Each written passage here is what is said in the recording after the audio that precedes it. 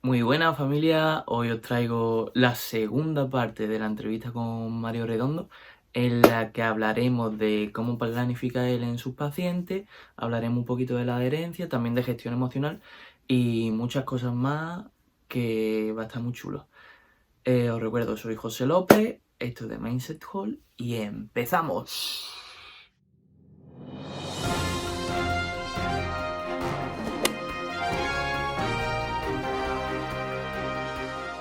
Y ahora, a la hora, vamos a cambiar un poquito de tercio, ahora Ujú. ¿cómo entrenas tú a tus pacientes? O sea, Vale. ¿cómo les programas las sesiones? Porque eso tiene Ujú. que tener una flexibilidad Enorme. De increíble hecho, es y la clave. la Mira, individuación. te voy a comentar. Individualidad. Para mí, lo más importante, y que ahí hay que hacer un trabajo y una labor brutal, es trabajar a largo plazo. O sea, hacer hincapié en que esto no es hoy, no es mañana, es intentar que sea dentro de lo posible para siempre. Eh, y para mí, entonces, el hecho de tener cierta flexibilidad es sumamente importante. Porque si no tienes cierta flexibilidad, tanto para el punto de vista económico, el punto de vista emocional, el punto de vista lúdico, te vas a quedar fuera sí o sí. Claro. Y esto es un tema que los estudios no tienen en consideración, porque los estudios utilizan un protocolo sacado del Colegio Americano de Medicina Deportiva estándar o de otro estudio que han hecho constantemente replicar lo mismo. A partir de ahí coge una muestra de población de cáncer que además les cuadre para el estudio, el que se salga un poco de lo que hace falta Sí, para sí. hacer el entrenamiento se termina cayendo, lo sacan y no refleja la realidad.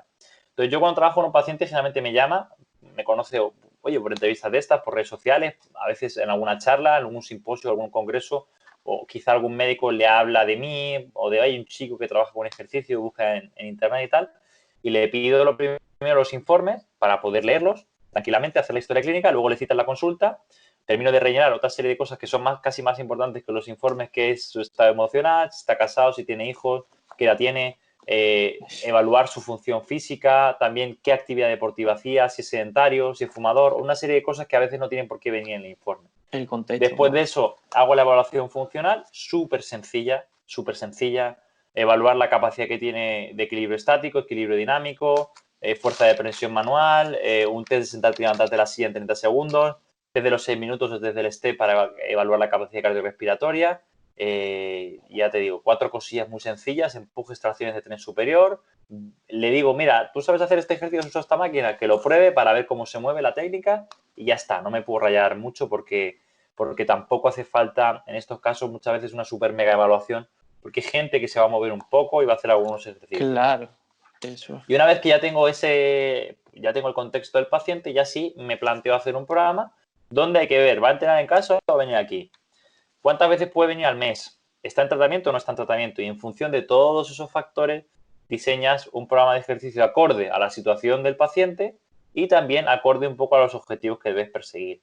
Entonces, la gran mayoría de pacientes suelen en tratamiento, no les pido que vengan cada 15 días como mucho o como muchísimo una vez a la semana porque según el tratamiento, según cómo te encuentres, no lo vas a cumplir. Por tanto, hay que programar Eso. algo para casa complementario de decir, oye, mira, si aquí venías a hacer la sesión y evidentemente no has podido porque te encuentras fatal y mañana yo no tengo en la agenda, pero tú vas a entrenar o pasado, pues tienes que entrenar en pasado, aunque no sea conmigo, en tu casa con estos ejercicios.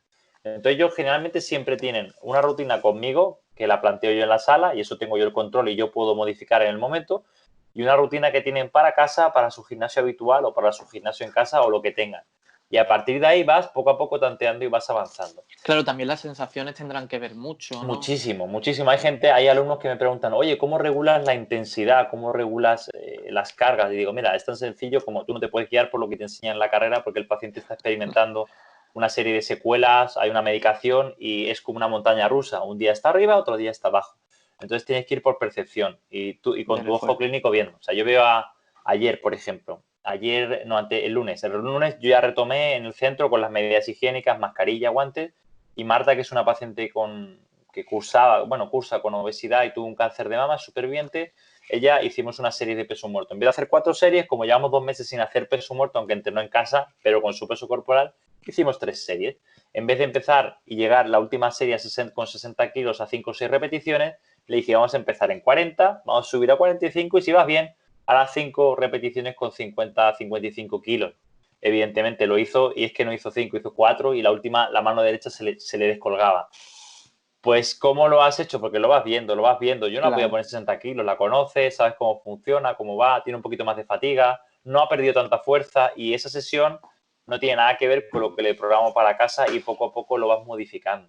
No solamente en el curso normal de la enfermedad, sino también una persona normal de día a día va fluctuando sus niveles de fuerza, su estado de ánimo y todo.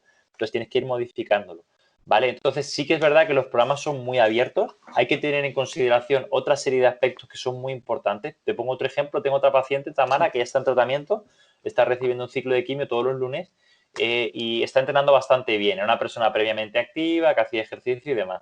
Y me dice que la rutina ya le resultaba muy monótona, quería cambiar los ejercicios. Lleva como 2 meses con ese mismo esquema. A mí durante el tratamiento, si estás en tratamiento, no me gusta mucho modificar el esquema por una razón sencilla. Porque si yo estoy completamente tocando ejercicios, tocando repeticiones, tocando cosas, yo ya no sé si los efectos secundarios que empiezas a experimentar o lo que empiezas a notar es por mi toqueteo de variables del ejercicio o es porque el tratamiento está empezando a generar efectos secundarios.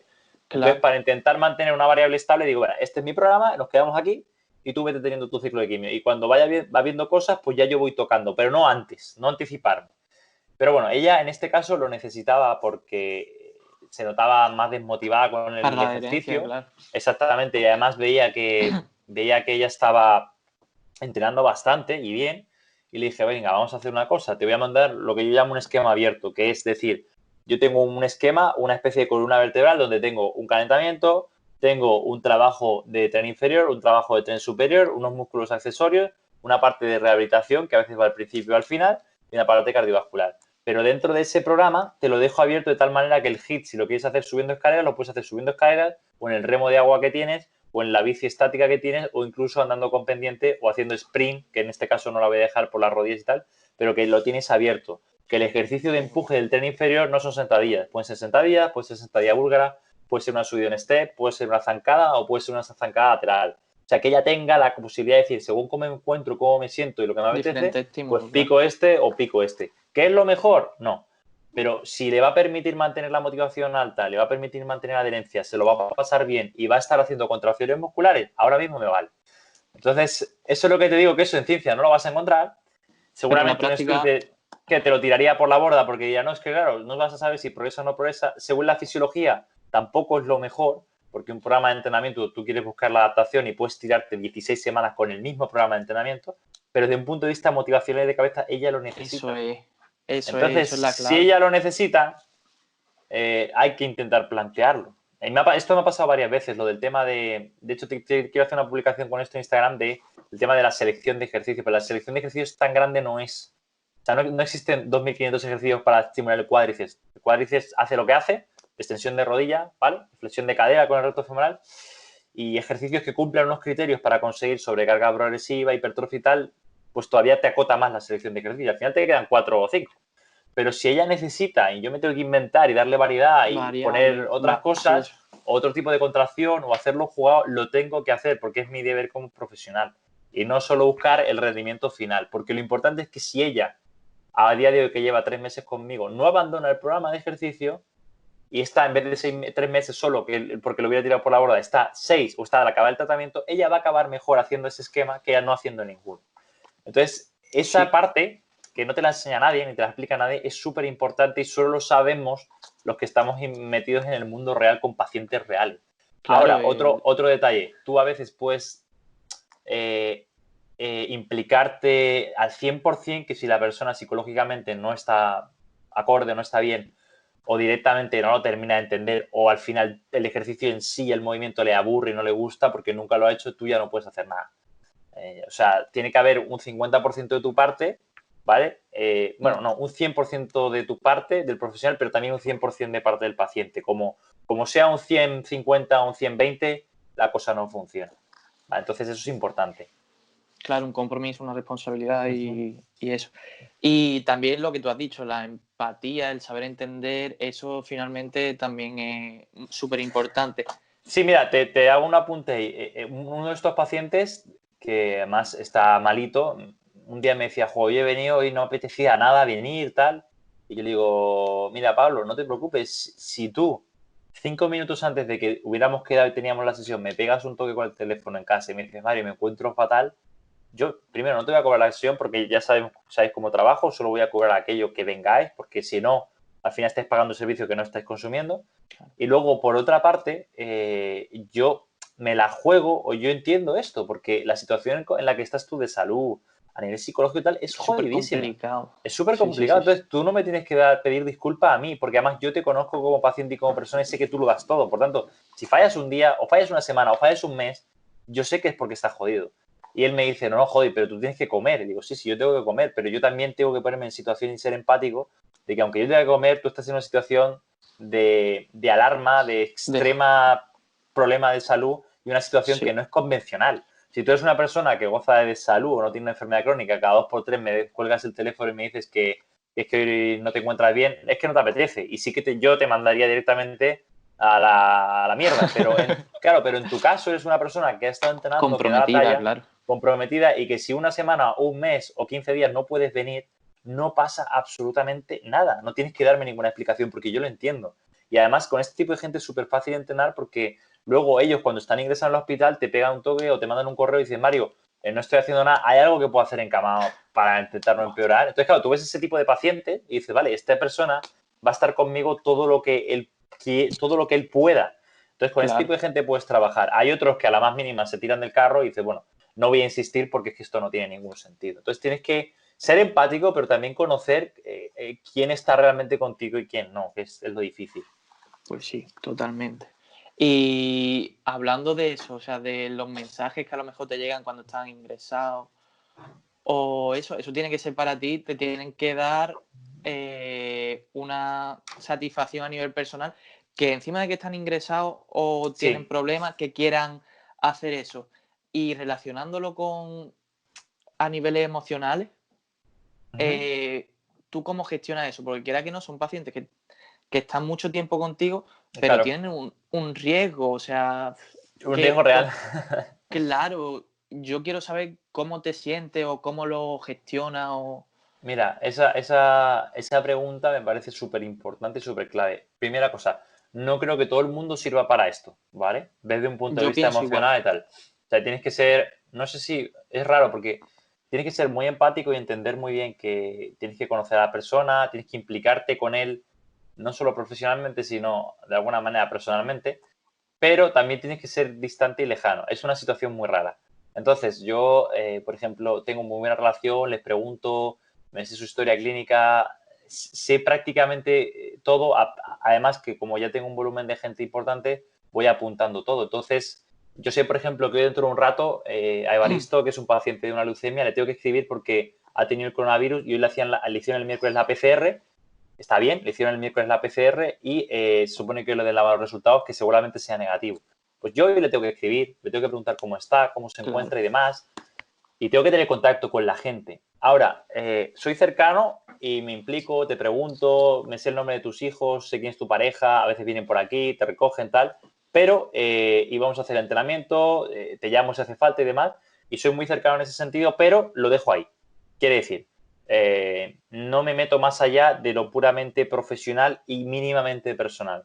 Jamás me iría a cenar contigo, jamás me iría a tomar con un café contigo o jamás me iría de vacaciones un día o algo de eso. ¿Por qué? Porque si entablas una relación más personal, sí que luego lo vas a pasar Te mal. va a afectar Te va a afectar bastante. emocionalmente. Entonces hay gente con la que te gustaría decir, coño, es que esta persona tiene mi edad, entrena súper bien, me valora un montón y además está recuperado, pero pues el riesgo que hay de sufrir una recaída, de tener algún problema mayor, de lo que sea, vamos a dejarlo hasta aquí y le preguntas qué tal le va la vida y esas cosas, nos vemos en la consulta y le escribes de vez en cuando mensajes si no le ves o en vacaciones, cómo estás, cuando retomamos, pero te quedas ahí. Sí, Pues cordial, porque si te digamos. involucras más de lo que debes, que a veces Va, puede pasar porque no te tienes por qué dar cuenta, lo pues pasas somos muy mal. humanos, claro. Lo puedes llegar a pasar mal. No tiene, una persona, si es súper bien, no tiene por qué llegar o volver a tener una recurrencia, pero como siempre está el riesgo, siempre están los controles, pues si yo me implicase emocionalmente con cada una de las personas que tengo, pues hubiera abandonado el trabajo, estaría llorando todos los días. ¿No? Eso es como cuando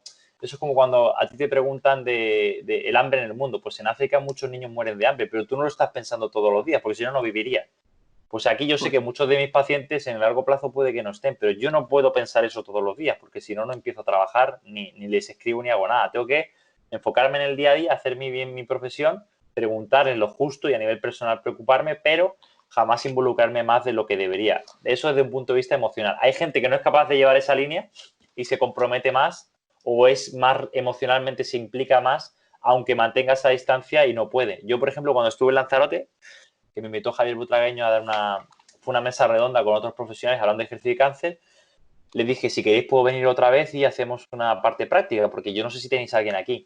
Y la chica de la asociación me dijo, aquí había un chico, un fisio, que hacía ejercicio, pero como fallecieron un par de pacientes, él se desmoronó y lo dejó y dijo que necesitaba un tiempo de relax. A mí me han fallecido pacientes, gente que le tenía aprecio, pero tengo que entender que es parte del proceso de vida y es parte del trabajo.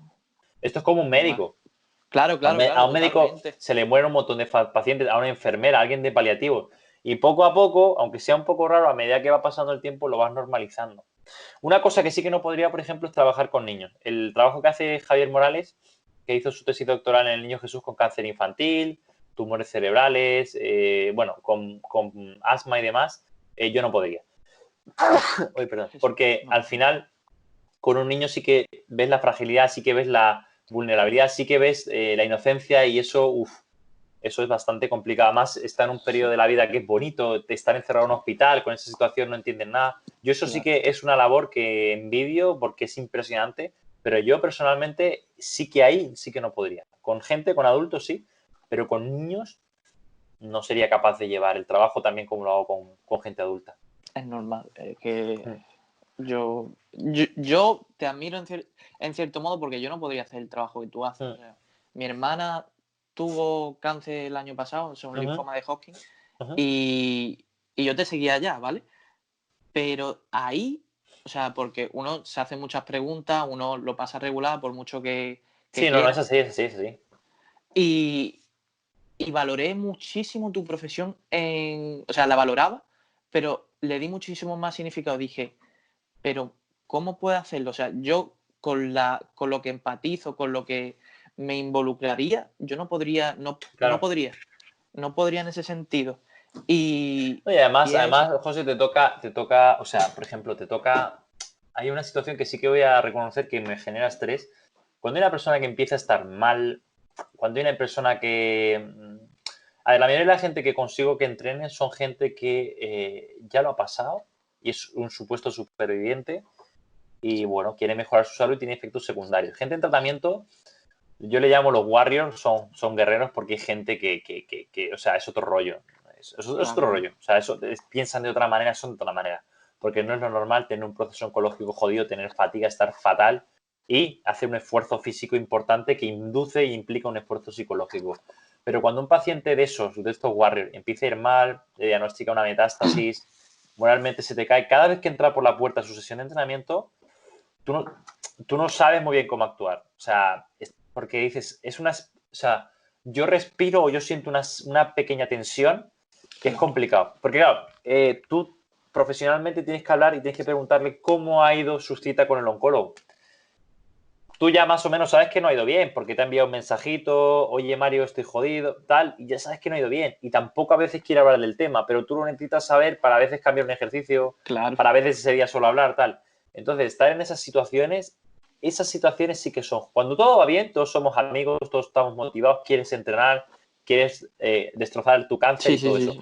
Pero cuando la cosa, por mucho que estás trabajándotelo, no va bien, porque a veces no tiene por qué ir bien, lamentablemente, esas situaciones sí que son tensas. Y a mí sí que me genera un poquito de estrés, pero hay que intentar lidiarlo. Y yo mi estrategia, dependiendo de la persona, hay gente que no le gusta hablarlo, hay gente que le encanta hablarlo, es intentar hablar de otras cosas y preguntar por otras cosas de qué tal pues, tus hijos, qué tal el trabajo, tal. Sí. Pero es complicado. Esa parte, normal. O sea, con gente que realmente va mal, es complicado. El otro día estaba escuchando un podcast ay, no me acuerdo el nombre, era un investigador, creo que danés, y él trabajaba con pacientes de cáncer de pulmón, y él comentaba, por ejemplo, que en sus sesiones que hacían ciclo indoor, hacían sesiones básicamente como de spinning, en investigación y tal, él decía que la palabra muerte, la palabra tal, la palabra no sé qué, y el grupo de pacientes jamás hablaban de ese tipo de cosas, jamás era Tabú. como una norma porque podía desmoronar el grupo o porque podía generar un mal peor. Y dice, y a veces todos sabemos que si el grupo es de 10 personas y Pepito no ha venido el entrenamiento del jueves, sabemos que seguramente algún problema tiene. Ahora, no se habla del tema. Entonces, es como que lo intentan camuflar porque dice, porque hablar del tema es ridículo, porque ya lo sabemos todos. Entonces, vamos a ponernos a otra serie de tareas y a no darle importancia porque es el momento y la hora del ejercicio de hacer Pues sí. nuestras series y esto. Entonces, esa para mí es la parte más compleja. No.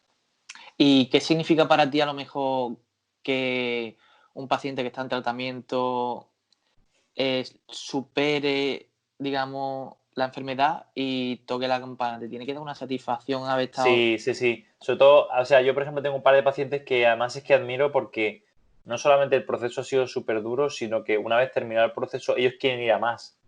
Claro, Entonces, ya le has creado un hábito. claro, entonces ese tipo de gente, y yo siempre lo digo, mira, yo he podido ver, no sé, casi 300 pacientes, así que no sé si serán muchos o pocos, pero son los que tienen la oportunidad de contactar, ver, sentarme en una consulta, llamar, entrenar un mes, entrenar una semana, entrenar 3 años, o sea, 300.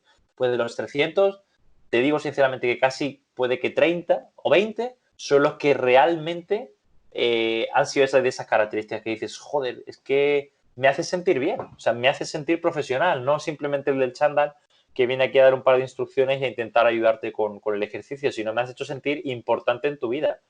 O sea, me has demostrado que has perdido 10 kilos, que no fallas ni un entrenamiento, que progresas en la carga. De repente me dices, coño, es que yo no sabía lo que era sentirme sin fatiga, pero no, me dices, no, pero incluso antes del cáncer, yo creo que ya tenía fatiga. O sea que ves gente que, por ejemplo, gente como Belén, gente como Paloma, gente como Marta, gente como Evaristo, gente como Pablo, gente que dices, coño, es que yo por esta gente trabajo. Si no estuvieran estas personas y hubiera visto el otro montón que vinieron un día, no se enteraban, hubieran pasado, yo lo hubiera abandonado hace mucho. Y de hecho, la primera persona que a mí me tocó poder ayudar, Flaví se llamaba, esta persona era de esas características, de estas que te estoy mencionando, de estas que dice, yo quiero más, mi situación es de que yo de aquí a 4 o 5 años me muero, pero yo quiero más, y me hacía caso y me valoraba. Y si esa persona no hubiera sido del tipo de las que te estoy mencionando, puede que yo no estuviera hablando de cáncer, estuviera hablando de hipertrofia, o estuviera hablando de culturismo, de rehabilitación de lesiones. Entonces, tuve la suerte de encontrarme con una persona así.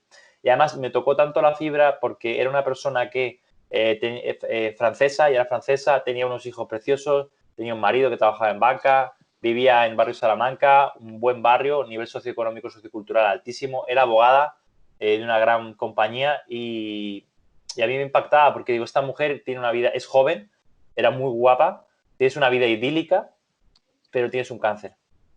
Da igual lo que haya delante. O sea, a ti te quitan vivir en el barrio de Salamanca, tus hijos son feos, estás divorciada, estás en el paro, pero te quitan el cáncer y eres más feliz. Entonces me impactó muchísimo lo que puede implicar tener un cáncer. Porque lo puedes tener absolutamente todo, que tienes un cáncer y tu vida es una miseria.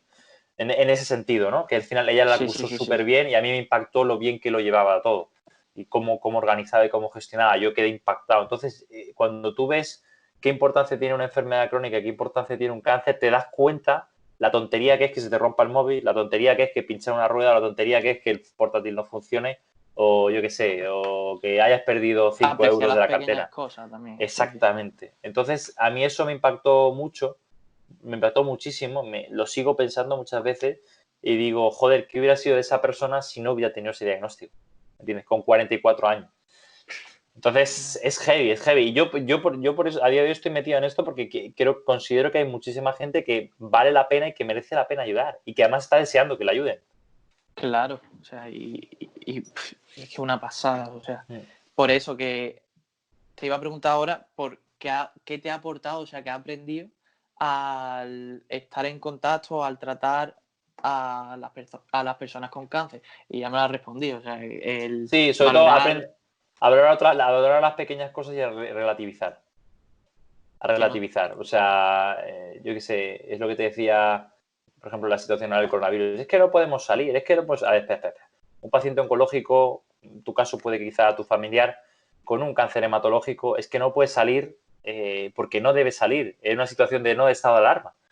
Y tiene las defensas bajas y además, aparte de no salir, se siente fatigada, se encuentra mal, tiene vómitos. Entonces, no te quejes porque no puedes salir. Sí. ¿Entiendes? Entonces, ¿qué me ha enseñado a mí a trabajar con personas con cáncer? A relativizar y a darle menos importancia a las cosas que realmente no lo tienen. Porque yo lo vivo en el día a día. O sea, yo entro por la puerta y empiezo a ver pacientes y cada uno que viene tiene su historia y sabes que todos los problemas que tienes tú son una mierda comparados con los que tiene él. Eso es. Entonces, eso es la mayor lección que me llevo y además es importante, en mi caso, digo, lo veo en el día a día y me lo recuerda día a día. Porque el que vea un día a un paciente, pues lo ve y se lo ha olvidado. Pero yo como lo veo día a día y hablo con ellos día a día, soy consciente de, además, la Día a día. suerte que tenemos cada uno de los que estamos sanos o no tenemos una enfermedad como un cáncer. Sí, lo comparto totalmente, que hasta que no lo tratas frente a frente, no valoras lo que tienes. No lo valoras, sí. Y ahora cambiando un poquito, ya nos vamos, o sea, ya estamos acabando, más o menos. Y te quería preguntar ahora, cambiando de tercio, sobre tú competías en culturismo, en Men Physique, ¿no? Sí. ¿Y qué te ha aportado en tu vida el haber competido? O sea, el progreso. O sea, tú empezaste y ¿qué te ha ido aportando? O sea, el espíritu de sacrificio, a lo mejor, Sí. esas Mira, cosas. yo empecé, o sea, te cuento un poco la historia. Yo estaba en la carrera y en segundo de carrera, o en primero, pues estaba en el gimnasio y yo nunca había entrenado pesa ni había entrenado nada de esto. Era una persona muy delgada, muy delgada. Y pues bueno, como no tenía mucho que hacer, estaba en la residencia, yo era nuevo también, como el resto de compañeros, y había un chico con el que me llevaba bien, que dos que iban a la gimnasia, pero digo, oye, por la tarde me voy, me apunto y esto. Y yo empecé a entrenar. Yo suelo ser bastante obsesivo, compulsivo y disciplinado con las cosas. Entonces, ellos lo abandonaban, lo dejaban, yo al principio también, pero luego ya un día dije, oye, si no van ellos, yo también voy. Empecé a entrenar. Luego empiezas a adquirir conocimiento de la carrera, empiezas a salir por tu cuenta y ocurre que tu cuerpo responde y parece ser que pues, ganas masa muscular al cabo de 2 años, 1 año. Entonces, eso te hace engancharte y empiezas a entrenar.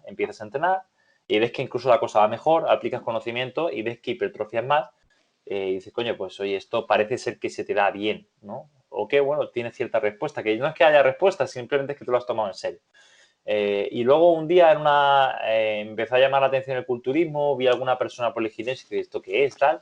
Y fui a algún campeonato, una Europa Pro que hicieron aquí, vi a gente de nivel de Olimpia y dije, esto es impresionante. Yo, mi objetivo no era ser eso, pero me llamaba la atención y seguía entrenando y lo admiraba por el nivel de disciplina y de compromiso y ese sacrificio que implica esa gente. Y en el 2012 hicieron un Arnold Classic y yo fui allí y me acuerdo que había a Martin Mester, que es un chico que es modelo de revista, él es checo y es también, yo más o menos le conocía porque una profesora mía le había preparado alguna competición y demás. Le saludé y vi la competición y él ganó en la categoría Men's Physique, que es en bañadores, un cuerpo de playa o algo así. Y yo lo vi y dije, oye, ¿y por qué no voy a hacer yo esto? Si yo creo que más o menos tengo la estructura, tengo el aspecto y yo creo que podía hacerlo bien. Y ya contacté con una persona que me podía preparar, porque aunque yo tuviera conocimiento, nunca había competido en esto, no sabía ni de qué iba, y además necesito a alguien que me paute, alguien que sepa de esto. Tú tienes que acudir siempre a un especialista. Y él me preparó. Entonces yo me preparé del 2013 al 2014, competí a nivel más regional, me fue muy bien, porque tenía el aspecto para ese tipo de competiciones, ¿no? Yo en un culturismo, a no ser que fuera quizá culturismo clásico o culturismo en Open, no puedo competir. Mido un 83 y tendría que pesar 100 y pico kilos. Y no, eso es imposible. Eso serían décadas y no estoy dispuesto a asumir tampoco ese compromiso tan largo. Yo quería tener una experiencia y creo que ahí lo podía hacer bien sin esperarme tantos años. Entonces empecé en 2013 a 2014 me preparé. El primer año competí en Cuantras, competí en Campeonato de España y me fue bien. Gané algún campeonato en alguno, ¿no? en España en mi categoría y una serie de cosas. Me gustó. Pero mi objetivo era competir en el Arnold Classic, que fue lo que se me puso entre ceja y ceja cuando fuese. Entonces el primer año no correspondía porque era novato y no tenía experiencia. Y el segundo año ya sí que me preparé y competí en ese campeonato que yo quería. Y encima tuve la suerte de ganar mi categoría, que eso fue ya increíble porque es tremendamente subjetivo. O sea, un día a un juez se le da porque ese está mejor que este otro y ya está. Pero yo sabía que tenía un aspecto que dentro de lo que cabe pues llamaba la atención y para la categoría podía hacerlo bien. Entonces, ¿qué he aprendido durante todo ese proceso que parece tan idílico? Aprendí lo difícil que es conseguir un objetivo, el esfuerzo que implica, la disciplina que hay que tener. Aprendí realmente lo que es luchar por un objetivo que a veces cuando tu objetivo es superior a tu pereza y otras cosas, tú tiras para adelante. Y digo, en mi caso fue la competición en culturismo y hay gente que ha sido su tesis doctoral. hay gente que ha sido sus hijos, hay gente que ha sido su trabajo y su empresa. Cada persona tiene a veces un objetivo superior que te lleva a hacer cosas que tú mismo no te hubieras imaginado. Yo a día de hoy sigo entrenando por salud, sigo queriendo mantener cierta estética y mantener cierta masa muscular, pero ni de lejos los 8 o 7 kilos que perdí desde que dejé de competir. Que por otra parte, yo a la gente le digo, no los quiero recuperar, no porque no quiera, si me los regalan, bienvenidos sean, pero el esfuerzo que tengo que hacer para volver a recuperarlo a día de hoy no estoy preparado ni mentalmente, ni tengo esa prioridad. Entonces, me enseñó realmente lo difícil que es alcanzar un objetivo y lo que tienes que dar para alcanzar un objetivo que realmente te importa. Si a mí esa idea que me hice de competir en ese campeonato, en esa categoría y en ese campeonato en concreto, para mí no hubiera sido algo importante o algo que yo deseaba con todas mis fuerzas, yo hubiera abandonado al año o a los 6 meses. Entonces te das cuenta que realmente la gente cuando quiere algo de verdad no desiste y continúa. Cuando realmente me gustaría, pero realmente no lo, sinceramente desde el punto de vista interior, mi escala de valores no es prioritario, abandono. Entonces a mí me sirvió como experiencia. Creo que seguramente es lo más duro que he hecho por la cantidad de tiempo que luego, por otra parte, es relativo, porque hay gente que vive de esa manera, tiene ese estilo de vida. Hay gente que dedica décadas para competir y ganar un campeonato. En mi caso fueron 2 años que tuve para hacerlo bien. Tenía una base para esa categoría y tuve la suerte de hacerlo. Pero independientemente fue mi esfuerzo, fue mi sacrificio. Y te das cuenta, como te digo, realmente cuando para alguien algo es una prioridad, lo haces a muerte, independientemente de todo lo que ocurra. También es verdad que cuando quieres algo, quieres mucho una cosa, tienes que hacer otra serie de sacrificios y ahí se ve si realmente lo quieres. Entonces, a mí me sirvió de disciplina y también para darme cuenta de lo que cuestan las cosas. Y desde el punto de vista fisiológico también para tener valores de referencia y darte cuenta de lo que cuesta ganar 1 kilo de masa muscular y lo que cuesta perder un par de kilos de tejido adiposo y lo que cuesta tener ese aspecto que parece ser que es fácil o que todo el mundo realmente querría, pero nadie llega porque implica muchísimo esfuerzo y fuerza de voluntad. Entonces, me puso también en contexto de las realidades, ¿no? De decir, hostia, esto cuando hablan aquí en un estudio de ganar 5 kilos de masa muscular, no me lo creo, porque a mí me costó 1 año y medio con fármacos, comiendo todos los días, con suplementos, entrenando todos los días y divertido no era y yo no me creo que en 12 semanas estos sujetos hayan ganado. Esto lo han medido un poco mal. Entonces te da referencias. Qué guay. Pues es que me encanta, o sea, es que era, más o menos me estaba imaginando la entrevista así y de verdad que me está encantando todo. Ya quedan 3 pinceladas y ya hemos acabado. De verdad, te digo de corazón que muchísimas gracias otra vez por darme de tu tiempo. José. Y ahora te quería preguntar sobre algún referente que tú hayas tenido, alguien que te haya aportado muchísimo o que te haya hecho servió de inspiración. Mira, te va a sonar esto súper raro, ¿no? Es una cosa muy curiosa. Yo he tenido la oportunidad de conocer mucha gente muy curiosa, grandes profesionales, e incluso he tenido la oportunidad de escuchar, no sé si 2 o 3, bueno, hay una que no es premio Nobel, pero debería serlo 2 o 3 premios Nobel y gente de un nivel de conocimiento brutal. Pero fíjate lo que te voy a decir, mi fuente de inspiración o alguien que admiro con locura es mi novia. O sea, Cris, en este caso, ella es veterinaria de profesión, bueno, de licenciatura.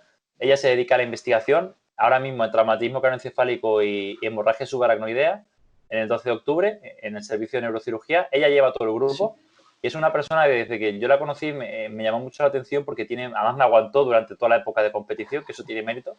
Y es una persona que le han dado muchísimos palos desde el punto de vista de lo que ella quiere, el conocimiento que tiene, sin embargo la valoro una barbaridad porque tiene una fuerza de voluntad, tiene una tesón, tiene una capacidad de autosuperación que yo te lo juro, pero es que no se lo he visto absolutamente a nadie, es una locura.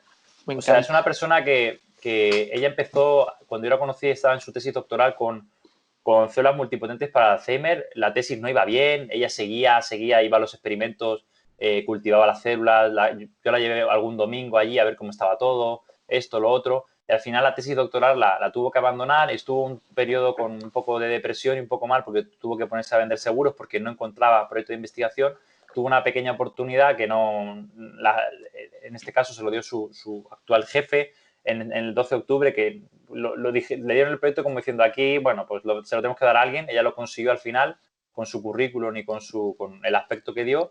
Y desde que le dieron la tesis, lo único que ha hecho es sacar maravillas de ahí. Casi patenta una proteína, ha patentado y ha descubierto cosas que ni siquiera han hecho en Estados Unidos, ella en humana y todavía en ratones. Tiene contratos ya para ir a Houston. O sea, de la nada ha sacado todo. Hace la estadística, se tiró 3 meses estudiando estadística de YouTube porque nadie se la podía explicar para hacer la estadística del paper, redacta el paper en inglés, corrige los comentarios, contesta al autor de correspondencia, bueno, es la autora de correspondencia, hace los experimentos, diseña los experimentos, pide los kits, trata con los comerciales para comprar los kits, va el domingo si hace falta a las 3, a las 6 de la tarde que yo lo acompaño para hacer los experimentos, congelar las muestras, hace absolutamente todo. O sea, cuando tú le das un paper de ella, el paper no es de Sánchez Carabia o Carabias y colaboradores, es de ella. Ella lo redacta en inglés, ella hace absolutamente todo. O sea, todo. Yo me quedo flipado, alucinado. Lo que lee es inentendible, es inhumano. Y cuando yo veo en el día a día que convivo con ella, ese esfuerzo, esa voluntad, ahora mismo ha estado estudiando 12 horas, ha seguido yendo al laboratorio, la iban a contratar para hacer las PCRs de coronavirus, pero al final no, casi mejor porque necesitaba tiempo para la tesis. Ahora mismo sigue leyendo, sigue sacando sus propias ideas, se anticipa a lo que dice la literatura científica, está desarrollando un área de investigación donde no había ninguna base y ella en un par de papers aseguró sus hipótesis, se las echaron para atrás y a los 6 meses las demostró con diferentes tipos de técnicas de hibridación in situ. Entonces, cuando yo veo la fuerza de voluntad que tiene, la pasión que tiene por lo que hace y el esfuerzo que hace, claro, a mí ella me ha contagiado un poco. De hecho, ella fue también la que me incitó y dijo, oye, Mario, tú dedícate a algo más clínico y trabaja con pacientes de cáncer porque creo que lo puedes hacer bien por tu personalidad y porque, coño, tú tienes más que aportar que simplemente que la gente gane masa muscular. Ella fue la que, de hecho, me ayudó mucho a ya decidir dedicarme a este área, aparte de esta paciente. Y cuando yo veo lo que tengo al lado, con lo que tengo que lidiar en el día a día, digo, yo no puedo quedar atrás. Entonces, para a mí, aunque suene un poco así gracioso esto, mi fuente de inspiración es ella. Me impacta mucho, mucho, mucho todo lo que hace. Además, yo le digo, es que mira, lo nuestro dentro de lo que cabe es un conocimiento que casi cualquier persona medianamente decente puede adquirir, pero lo tuyo, un nivel tan específico, ella me ha llevado a escuchar a premios Nobel de medicina, una persona, no recuerdo el nombre, alemán, que está trabajando sobre autismo y digo, es que yo cuando escucho a esta gente, a mí me da vergüenza a veces contar lo que yo hago, porque esto es alucinante. O sea, yo veo las técnicas de laboratorio, el conocimiento, lo específico que es, la biología molecular, un Western blot, una ELISA, cómo se leen las bandas, los kilodaltons, las proteínas, y veo todo lo que hacéis, que me suena chino, que yo no entiendo cómo sacáis conclusiones de todo esto, y me quedo alucinado. Entonces, cuando empiezas a conocer gente que tiene ese nivel de conocimiento, ese nivel que no es de conocimiento, sino es de fuerza de voluntad, de determinación y decisión, dices, coño, es que esto de superarse, o sea, de haber estado muy mal porque no conseguía ningún proyecto y ya vale muchísimo, a de repente conseguir una mierda de proyecto que se la dieron porque dijeron, bueno, pues se la vamos a dar porque como en esto otras chicas que han venido no han sacado nada tal, y de repente ella montar un laboratorio de la nada. ¿Qué pasaba? Montar el laboratorio de la nada, de tener una pipeta y 4 cosas, decir, espérate. Exactamente, eso es resiliencia. Decir, oye, mira, yo necesito una campana, yo necesito esto, yo necesito pipeta, yo necesito... Y empezar a hacerlo todo ella con un presupuesto de mierda y sacar todo lo que has sacado. Y cuando te lo cuenta, además tú vas al laboratorio, yo la recojo muchas veces a las 11 de la noche, a las 12, que el laboratorio se cierra, además la llave va al revés y cosas de estas. Dices, es increíble lo que hace. Y lo más increíble no es lo que hace, sino es que no te hayas quemado en el proceso y que lo hayas sacado todo adelante y que te hayan dado tantos palos y que lo disfrutes. Entonces, para mí, mi referente y por la cual yo sigo trabajando muy duro es porque yo convivo con una persona que tiene esa forma de ser. Me encanta porque además se te nota como la pasión, como lo vive, de verdad. Sí, o sea... es que es increíble. De hecho, ella ya me lo ha dicho muchas veces y digo, tú tienes que hacer, lo hemos comentado antes de empezar la entrevista, una tesis doctoral. Sí. Lo que pasa es que yo si quiero hacer una tesis doctoral, quiero hacer una tesis doctoral que aporte algo. No quiero coger un grupo del hospital Puerta Hierro de 15 mujeres de cáncer de mama, Luminala, y otras 15 grupo control que no va a hacer nada. 15 van a hacer un programa de ejercicio, van a salir a andar y van a entrenar 2 veces en semana con gomas en su casa y las otras 15 no van a hacer lo que quieran. Y luego medir perímetros, medir peso, talla y las análisis de sangre. Eso no aporta nada. O sea, perder o invertir tu tiempo, invertir tu esfuerzo, invertir dinero en eso, no lo hagas. O sea, invierte tiempo en medir citoquinas, medir mioquinas, medir inflamación, medir el sistema inmune, no sé, medir con ultrasonido la hipertrofia muscular, medir mitocondrias, hacer algo que realmente aporte. Yo, de hecho, a día de hoy, cuando leo un paper, me leo el abstract, veo lo que han hecho o qué están midiendo y muchas veces dejo de leer o continúo leyendo según si hay chicha o no hay chicha. Porque Claro. es donde realmente tenemos que intentar tender en la ciencia y en la parte del ejercicio. O sea, lo que hay que empezar a ver es qué efectos tiene el ejercicio físico en tumores, pero no en ratones ni en células in vitro, sino en personas. Eso es lo que hay que empezar a ver. Sí. Y no solamente si ganan fuerza o mejoran su condición cardiorrespiratoria, porque eso es lo que te dije del avión, ¿no? Claro que lo van a hacer. O sea, no hace falta hacer un estudio con 500 personas, unos con paracaídas y otros sin paracaídas, para demostrar que el paracaídas pues salva más vidas que sin paracaídas. Pues no hace falta hacer un estudio con 500 personas en un brazo de entrenamiento de fuerza y otras sin entrenamiento de fuerza para decir que los pacientes que entrenan fuerza mejoran la fuerza. Es ridículo. Entonces, por eso aún no he empezado, porque quiero delimitarlo bien y quiero realmente hacer algo que aporte un poco. No simplemente quiero que se hace mucho acumular currículum y decir que tengo muchos papers, pero que los papers son una mierda, sino quiero aportar algo de calidad. Claro, lo comparto. Y me encanta, o sea, es que flipo. Y ahora, para terminar, ¿vale? Uh-huh. Me quiere hacer una o dos preguntitas así para yo responderte, a ver si puedo salir del paso. Sí, mira, la primera es, que esta me la hiciste a mí, pero no te la he respondido, ahora te la respondo. ¿Cuál vendría a ser una frase que te gusta mucho, una frase motivacional? Ay, sí, es verdad, te la iba a preguntar, pero se me ha ido. Espérate. Dímela tú primero. No, hay una que el otro día, hay varias, ¿no? Pero hay una en concreto que más refleja y representa todo esto del paciente oncológico, el ejercicio físico, el cáncer, que refleja lo que yo creo y pienso que es, no importa lo lento que vayas mientras que no pares, ¿no? De Confucio. ¿Por qué razón? Porque al final, en un programa de ejercicio, lo importante, por lento que vayas, por pocos ejercicios que hagas, porque un día no hagas nada, es que no pares. Porque en el largo plazo lo importante es que Menganito haya entrenado lo máximo que haya podido durante ese tiempo. Mejor o peor, pero que haya hecho algo. Mejor y a hecho veces, que perfecto.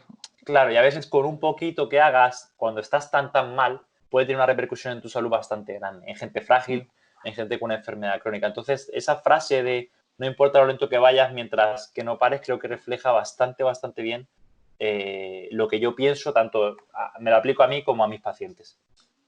Perfecto. Ahora te voy a responder yo. La mía es muy similar, o sea, mi frase o mi mantra, digamos, que tengo hoy día muy presente es o sea, cuando te planteas un objetivo, no quieras alcanzarlo de la noche a la mañana, sino ve acción a acción, paso a paso, que esto es una carrera de fondo y disfruta el camino, porque si no lo disfrutas nunca vas a llegar a tu objetivo. Exactamente, eso es. Eso es, o sea, al final es lo mismo. De hecho, el foco, o sea, yo cuando empiezo un programa de ejercicio con un paciente, que es lo que te he dicho, mi objetivo principal es, aunque sea el primer mes, intentar adaptarlo lo máximo posible a la situación del paciente. Porque si no, algo que planteas que es irreal no lo va a hacer. Que es lo que te digo, que a veces en ciencia discrepo. O sea, programa de entrenamiento concurrente 3 veces en semana en un sitio, en el hospital clínico de tal. Digo, pero si es que esto está diseñado para ese protocolo. Tú lo sacas de ahí, las personas no van 3 veces en semana al gimnasio ni a un centro de entrenamiento a entrenar, van una con suerte o dos. Entonces deberíamos sacar estudios que reflejen el contexto real. De hecho, los estudios deberían ser llevados a cabo en centros donde ya haya pacientes que trabajen y reflejar la realidad, porque si no, no aportan nada. Entonces, para mí eso que has comentado es bastante importante junto con la frase que te he dicho. Y la otra pregunta que te voy a hacer es, otra vez, es como la que me has preguntado, ¿cuál es tu persona de referencia? Bueno, son dos. Primero, tu persona de referencia y luego otra, ¿por qué has querido entrevistarme a mí? ¿Qué te ha llevado a ti a pensar en Mario Redondo y decir, oye, quiero hablar con él, quiero entrevistarle? Yo, o sea, me siento muy identificado porque le hice una pregunta a otra persona, a Enrique Terol, y yo un referente, o sea, tengo referente a mi padre por su capacidad de resiliencia, porque siempre quiere superarse, siempre quiere todo, pero a la vez también, o sea, admiro a todo el mundo que quiere aportar algo, o sea, claro. ¿por qué no puedo admirarte a ti, o tú eres mi referente en un campo, digamos, en el ejercicio físico contra el cáncer, y a lo mejor en psicología cognitiva es Rafael a otra Santandreu? persona.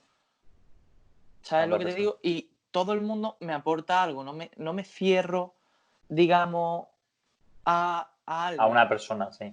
Pero quiero coger mucho de todas. No puedo abarcar todo, pero en cada campo me inspiran diferentes personas. Eso. Y es verdad, eso es verdad. Eso es verdad. Y ahora ya hemos acabado más o menos. Y esta mañana, porque yo me levanto muy temprano para estar con la tesis y eso, y como profesional, ¿vale? ¿Qué recomendación me haría en el sentido, porque tú aportas mucho valor a mi criterio, ¿vale?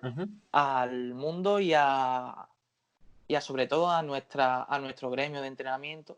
¿Qué me recomendaría para querer, o sea, para tener esa constancia y eso? Lo primero, y tú lo has dicho antes, que es pensar en largo plazo. Yo cuando empecé con esto de ejercicio del cáncer, yo llevo 6 años. Como negocio funciona. No me voy a hacer rico jamás con esto y nada. Funciona y me apasiona, me gusta mucho. Me encanta aprender, me encanta divulgar o enseñar lo que he aprendido con lo que hago. Entonces, lo primero es, haz algo que te apasione y que te guste. Si no te gusta, déjalo. Eso es lo primero. Y eso lo he aprendido también de lo que te decía antes de mi novia. A mi novia le flipa la neurociencia, le vuelve loco y por eso está ahí, lo sigue haciendo. Entonces, haz algo que realmente te guste. Te tiene que volver loco. Tiene que ser que no sientas que es un trabajo. Yo me siento a veces a las 12 a leer un paper que me ha enviado, yo qué sé, algún compañero o algo y lo leo encantado. Y miro el título y digo, uff, que no puedo esperar mañana, lo voy a leer, a ver qué dice. Pasión. ¿No? Todo lo primero que te apasione y que realmente te guste lo que haces, porque si no vas a ser un esclavo de tu trabajo siempre. Entonces, eso. Y luego lo otro que viene junto con esto mismo, que pienses en largo plazo. Yo cuando empecé con el proyecto y empecé a pensar en ejercicio de cáncer, yo tengo claro que, sobre todo en España, quizá en otros países puede variar, es un proyecto no a 6 años vista, a 10, 12, 15 años vista, donde se van a ver los frutos de todo lo que vas cosechando día a día. Publicaciones de Instagram, congresos, sesiones clínicas con médicos, pacientes. A día estoy yo solo. Puedo tener una cartera de pacientes que lamentablemente algunos fallecen, otros se van, otros vienen nuevos, unos tienen compromiso, otros no. Pero el objetivo es que poco a poco vaya siendo eso más sólido y se le vaya dando más forma. Y eso requiere mucho tiempo, mucho tiempo. Yo lo sé, mucho tiempo, mucho esfuerzo, muchos dolores de cabeza. Yo también lo que cuento a veces a la gente le choca, pero porque yo reflexiono mucho sobre lo que hago, cómo lo hago, si tengo éxito, si no, por qué. Me gusta leer de otros campos, o que me den explicaciones de por qué hago mejor las cosas, peor las cosas. Me encantaría que hubiera más profesionales del ejercicio físico y el cáncer para conversar y poder dialogar y poder poner en consideración y poner un poco en valor lo que hacen ellos, lo que hago yo y contrastarlo y compararlo. No encuentro gente que trabaje por en su eso te negocio, digo, en España yo creo vaya que tú única y eres pionero. claro, vaya única y exclusivamente con cáncer, pues para saber un poco cómo reclutan a los pacientes, cómo consigue que vengan, cómo consiguen adherencia, qué tipo de pacientes tienen, qué características tienen, cómo desarrollar los programas de ejercicio, si tienen algún esquema, tienen algún protocolo, cómo hacer la entrevista, todo eso contrastarlo y compararlo. Lo he tenido que ir organizando y formando yo a medida que he ido avanzando el tiempo, voy leyendo y voy teniendo experiencia. Entonces, lo primero es que algo que te guste, tener resiliencia y pensar en largo plazo. Eso es súper importante. Yo creo que si tienes esas características como profesional, puedes llegar donde te dé la gana. Porque no va a haber nada que te pare. Es lo que te decía, podrás ir más lento, podrás ir con más prisa. Y luego también otra cosa que es importante, ¿vale? Que yo a mí me cuesta y no sé por qué, es rodearte de gente que también te aporte y te ayude. Totalmente es súper importante. O sea, tú has mencionado a Javier Butragueño. Javier Butragueño me parece que hace una labor excepcional en obesidad. Otros profesionales como Ismael Garancho me encanta lo que divulgan y les valoro muchísimo y les respeto porque tienen un conocimiento abrumador y yo aprendo y a veces les pregunto. Walter Suárez, de MediFitness también, que me entrevistó. O sea, rodéate de gente que y además no solamente que piense como tú, sino que también piense de forma contraria a ti, para también, Claro, para para que también te que te aporte. encaucen. Eso es, Claro, para claro. abrir la mente. Por eso te digo que a mí me encantaría que hubiese muchos más profesionales que trabajen con muchos pacientes de ejercicio físico y cáncer para que me den sus impresiones, ellos me ayuden Claro. y me Hacer digan, oye, sinergia, mira, Mario, claro. yo trabajo en grupo con cáncer de mama y va súper bien, las pacientes mejoran un montón, generan una cohesión de grupo brutal y lo he hecho así. Digo, coño, pues mira, voy a establecer 2 días en semana por las tardes o por las mañanas, si son mujeres jóvenes de cáncer de mama supervivientes, grupos de trabajo. Voy a hablar y me encantaría que hubiese mucha más gente que se dedicase ya no solo al paciente de cáncer, sino al enfermo crónico para poder tener más ideas, más respuestas. Cuanto más seamos, mejor. Entonces, eso sería así como lo básico, como consejo que yo tendría en cuenta a la hora de ser un buen profesional. ¿Vale? Y luego lo último, que creo que eso tiene que ser todo el mundo, que es ser buena persona. Al final, mira, una cosa que me lo dijo un profesor hace mucho y me gustó, dice, antes que clientes, pacientes, somos personas, ¿no? Y al final eso es súper importante, porque la persona que yo tengo delante tiene un cáncer. Pero oye, también le gusta, yo qué sé, el fútbol. También le gusta salir a cenar a restaurantes. También le gusta pasar tiempo con sus hijos. También le gusta tener ocio. O sea, al final no deja de ser una persona que tiene una condición de salud diferente a la tuya, pero eso también hay que tenerlo muy en consideración porque a veces se nos olvida. Y hablamos de personas con obesidad como si fuera una persona, como si fuera una especie de ente Claro. aparte, ¿no? Personas con hipertensión, personas con cáncer, es como los que están en un grupo raro, ¿no? Son Pero personas. Eso de que tienen sus sentimientos, sus emociones. Exactamente. Es lo que hemos dicho, la empatía es clave Es súper en nuestro importante. sector. Yo si tuviera que contratar a alguien, a día de hoy contrataría a alguien joven, a alguien con muchas ganas de aprender, que quiera trabajar mucho y sobre todo que tenga empatía y que sea buena gente. O sea, me da igual que no sepa tanto de ejercicio, me da igual que no sepa tanto de oncología, Pero eso que se tenga puede, ese interés. eso se puede aprender, pero la parte empática, la parte de interés, esa Totalmente de generarla acuerdo. o la tienes o no la tienes. Me identifico con eso. O sea, es que tienes que tener ganas. Yo, por ejemplo, o sea, ya esto como charla distendida, ¿vale? Yo empecé en la piscina, ¿vale? Pero en una piscina de, como quiera que no, de un día para otro, ¿vale? Y yo venía de la carrera. Mi profesora de alto rendimiento en natación era la coordinadora, la directora de la piscina, ¿vale? Y yo sin tener experiencia ninguna, yo entré, como tú dices, o sea, cuando te encontraste a la primera persona con cáncer, con mucha inexperiencia. Yo no sabía qué hacer, cómo hacer, pero era como que alguien había confiado en mí y yo tenía que también corresponderle. Y además, si el trabajo me gusta, eso es. Y se me ponen los pelos de punta porque es que lo siento. O sea, si alguien confía en ti o yo qué sé, te aporta algo, tú ser recíproco en ese modo. Claro, eso es. Sí, además yo creo que en nuestro campo cada vez hay más profesionales, hay gente muy buena, gente que aporta mucho. Y como te digo, a mí sobre todo me gusta, me encanta tanto este tipo de entrevistas como a veces debatir, dialogar, porque me permite abrir la mente y me permite también absorber otra serie de ideas, otra serie de conocimientos. Por eso hago yo esto también. Eso es súper enriquecedor. O sea, yo cuando voy a un foro de profesionales del ejercicio o algún tal, a mí lo que me mola no es yo contaros el rollo del ejercicio del cáncer, la estadística, la prevalencia de la incidencia y qué dice la ciencia, sino, oye, ¿alguien tiene alguien paciente con cáncer? ¿Qué hacéis? Contarme. Quiero saber yo también para ver si... Claro, entonces, y creo que en nuestro campo hay mucha evidencia y mucho conocimiento, pero se extrapola poco y yo siempre pongo un hashtag que lo pongo a veces en algunas ponencias que pongo menos paper, más acción. Sí, o sea, menos evidencia y coño, vamos a empezar a entrenarles porque siendo realista la gente no se mueve. Entonces, dejemos de divagar y de filosofar con que si el ejercicio de fuerza, que si el cardiovascular, que si el HIIT, y empecemos a mover a esas personas y empecemos a que aunque se empiecen a hacer algo. Hábitos, claro.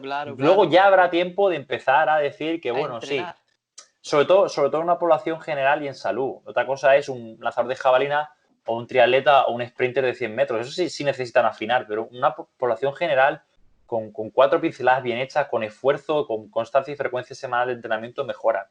Eso es lo que yo quiero transmitir también. Esa es mi idea. Es que lo veo clave porque tendemos a una sociedad obesogénica, sedentaria, y es lo que hemos hablado durante todo el rato, que eso produce a largo plazo que... Sí, no, estragos. Eso para mí la clave está, por ejemplo, también me gusta mucho Emilio Villa, que trabaja con entrenamiento de fuerza en niños y demás, y para mí la parte de prevención y la parte en niños es fundamental. Si tú a un niño le instauras buenos hábitos, los valores, le das a entender que el ejercicio físico es divertido, que es parte de su salud, le fomentas el deporte en edades tempranas, van a hacer que a esos niños les guste el movimiento. Van a tener esos hábitos y los van a transmitir a lo largo de su año. O sea, van a seguir haciendo deporte. O sea, mi hermano, por ejemplo, cuando yo empecé a entrenar, cuando llevaba un tiempo entrenando, él con 16 años se vino, con el permiso de mi padre, a entrenar conmigo al gimnasio en Pozuelo. Y él empezó a entrenar, él hipertrofió, él mejoró un huevo y además es una persona que tiene mucha fuerza de base. Bueno, qué bien, se lo dio bien. Y a día de hoy, aunque él trabaja de informático y está en Praga, él sigue yendo a entrenar. Y ahora que estamos sentados en cuarentena, me dice, oye, Mario, ¿qué puedo hacer? Tengo una barra para colgarme, hago dominadas, puedo hacer unos push-ups, hago un isométrico, algo de trabajo de core, las planchas, tal, y ¿cómo lo ves? Y yo no tengo que decirle, oye, Javi, ¿has entrenado? Ella entrena. Lo sabe, claro. Entonces tiene ya un poco inculcado esa forma de entender que el ejercicio lo tiene que hacer. Sí, eso es lo que yo quiero hacerle ver a la gente y que la importancia de los hábitos, o sea, y tratar de simplificarlo, aunque como tú dices, es muy imposible, Pero Mira, para mí, que yo lo he hablado con Javier Butragueño, que es un proyecto que así tengo en mente que quiero hacer con una persona como él, además a través de OMS y demás, es en vez de dar la formación a profesionales del campo del ejercicio, intentar dar la formación a clientes finales o a usuarios finales, a personas con enfermedades crónicas, con cáncer, con obesidad y tal. ¿Para qué? Para que ellos se conciencien, adquieran un conocimiento básico y tengan las herramientas para discernir de qué puedo hacer para solventar esto o qué puedo hacer para solventar lo otro. No solo desde un punto de vista del ejercicio, sino de la nutrición, de la psicología, de un montón de cosas.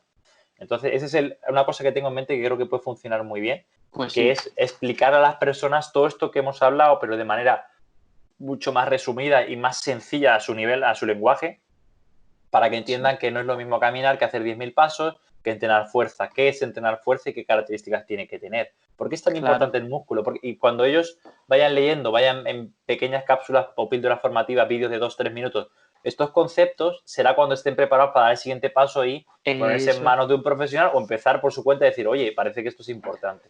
Claro. Y eso, que ya sé que tiene ahora en breve clase, ¿no? Me dijiste. Sí. Que de verdad, muchísimas gracias de corazón por haber estado aquí. Voy a poner también tu Instagram, tu todo. Me parece que eres un pozo de sabiduría increíble, que he disfrutado muchísimo de esta pequeña clase particular que me has dado, de verdad. Muchas gracias. Y de corazón, en el sector hace falta mucha gente como tú que tenga esa inquietud. Sí, para mí, o sea, una de mis obsesiones es que lo que te decía, esto empiece a coger más fuerza. ¿Para qué? Para que realmente haya más profesionales que tengan interés en formarse en esto. Yo creo que, entre comillas, no es por tirarme flores ni nada, pero soy pionero porque empiezo a abrir un campo.